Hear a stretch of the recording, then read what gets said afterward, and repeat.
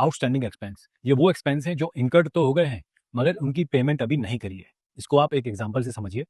मान लीजिए आपका एक ऑफिस है जिसको आपने रेंट पे लिया है और इसका मंथली रेंट है 20,000।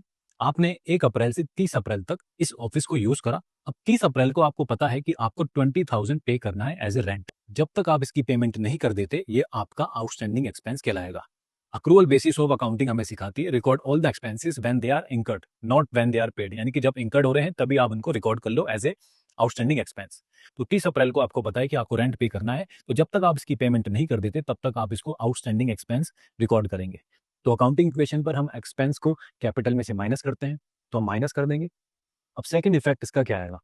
देखिए, आपको 30 अप्रैल को पता चल गया था कि आपको 20,000 रुपये पे करने एज ए रेंट। अब जब तक आप उसकी पेमेंट नहीं करेंगे तो वो आपके लिए क्या कहलाएगा? उधार कहलाएगा ना। एक लायबिलिटी अराइज हो गई है। आपको पता है कि आपने सर्विस ले ली है, तो 1 महीने तक आपने ऑफिस को यूज़ करा है। अब उस जो आपने यूज़ करा है उसकी पेमेंट भी तो करनी होगी। तो जब तक आप पेमेंट नहीं करेंगे आपके सर पर एक उधार घूमता रहेगा जिसको हम लायबिलिटी कहते हैं। तो इसलिए हम इसको लायबिलिटीज़ में ऐड कर लें।